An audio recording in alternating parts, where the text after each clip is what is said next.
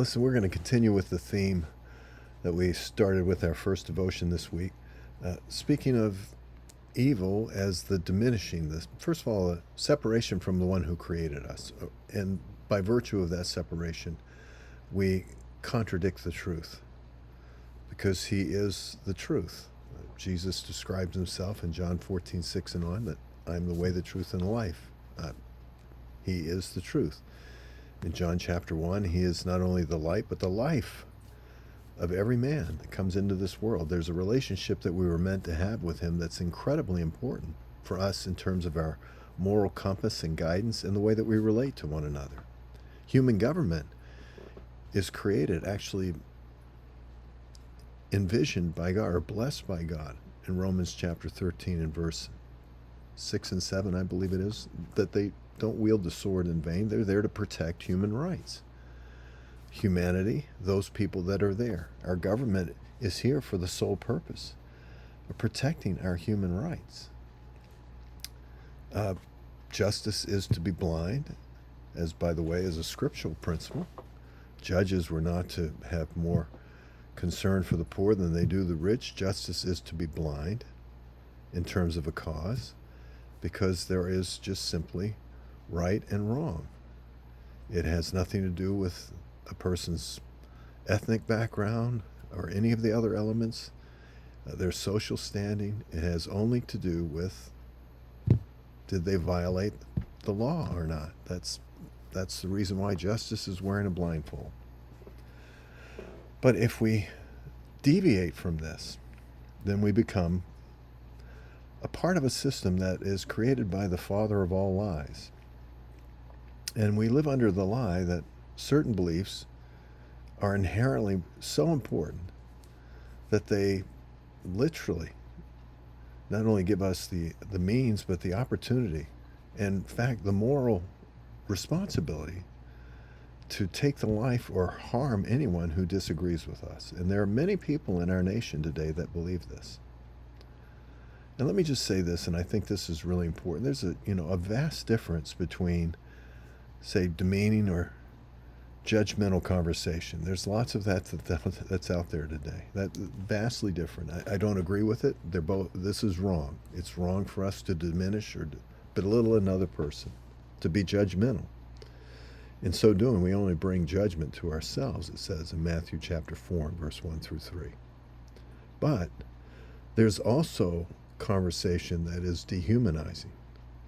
Meaning when we speak of a person and we compare them to some, monsters in human history. It's not that you're just disagreeing with this person. You're actually dehumanizing this person. You're saying that they're worthy of the most extreme form of judgment that could be achieved. It's a big, big difference. That means that your belief, what you believe, is more important than the life of the person that you're speaking of. Now, this is what many of the false beliefs throughout the 20th century were based upon, whether it be communism or even socialism, if it's an extreme form of socialism, or even, any form of, whether it be totalitarian or judgmental, one ethnic group over another, what we've seen in various parts of the world. This is what drives these things. And it's all the sponsor of our enemy, the one who is the little g god of this world. The whole world lies in the hands of this evil one. And he just wants us to think like this. Now, as Christians,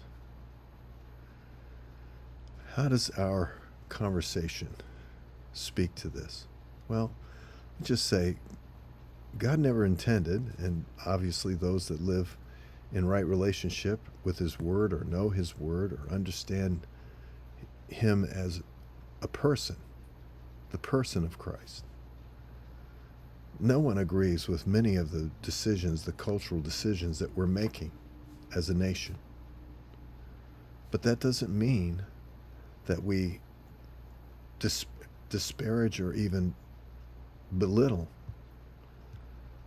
other human beings that are created in the image and likeness of God. We can disagree, and yet, please understand this, Jesus died for them also. And that aspect of love has to be part of the conversation. The respect that we show, even to those that we disagree with, is a big part of our testimony. And how we speak, what we say, the things that we, even our attitude in the way that we treat people, is a big part. We may vastly disagree. We may be totally frustrated with the outcomes. But the way that we speak or treat these people, whoever it may be, is a tremendous testimony of the source that we derive our life from. And remember the verse that we all know and love, that God so loved the world that he gave his only begotten Son. That was a motivating factor.